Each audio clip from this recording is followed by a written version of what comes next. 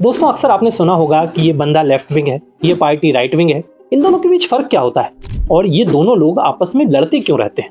आइए इन दोनों के बीच फर्क समझने की कोशिश करते हैं। तो कहानी जो शुरू होती है वो होती है 1789 से, जब फ्रांस की क्रांति हो रही थी, यानी कि फ्रेंच रेवोल्यूशन के समय। अक्सर आपने देखा होगा कि लड़ाइयों में जो लोग होते हैं वो दो गुट में बढ़ जाते हैं। उस समय भी क्या हुआ, राजा और चर्च के समर्थन में जो लोग थे वो राइट साइड बैठ गए और राजा और चर्च के विरोध में जो लोग थे वो लेफ्ट साइड बैठ गए। अब भाई समर्थन कौन करेगा? जिससे व्यवस्था से फायदा हो रहा होगा।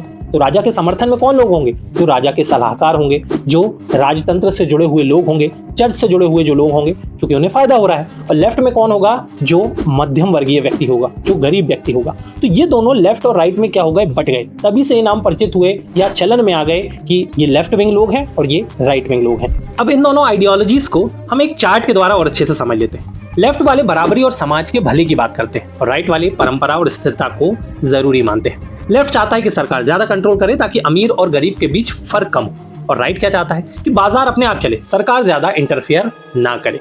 लेफ्ट सामाजिक बदलाव और नई सोच को सपोर्ट करता है और राइट परंपराओं, पुराने मूल्यों को बनाए रखने की बात करता है।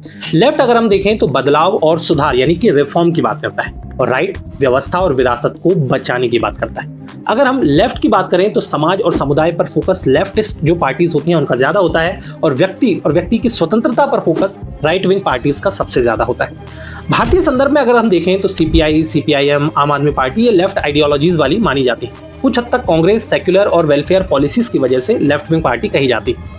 इसी तरह बीजेपी, शिवसेना, एआईएमआईएम ये राइट आइडियोलॉजीज वाली पार्टी कही जाती हैं, जो राष्ट्रवाद और भारतीय मूल्यों को बनाए रखने की बात करती हैं। देखिए आज के समय में कोई पार्टी पूरी तरह लेफ्ट या राइट नहीं है। मौके और वोट के हिसाब से सब थोड़ा थोड़ा बदल जाते हैं। जैसे आम आदमी पार्टी लेफ्ट विंग पार्टी है, लेकिन केजरीवाल जी जो हैं वो कैमरे के सामने हनुमान चालीसा पढ़ते हुए नजर आते हैं। ऐसे ही बीजेपी राइट विंग पार्टी है, पर ईडब्ल्यूएस रिजर्वेशन को लेकर वो सामने आए थे।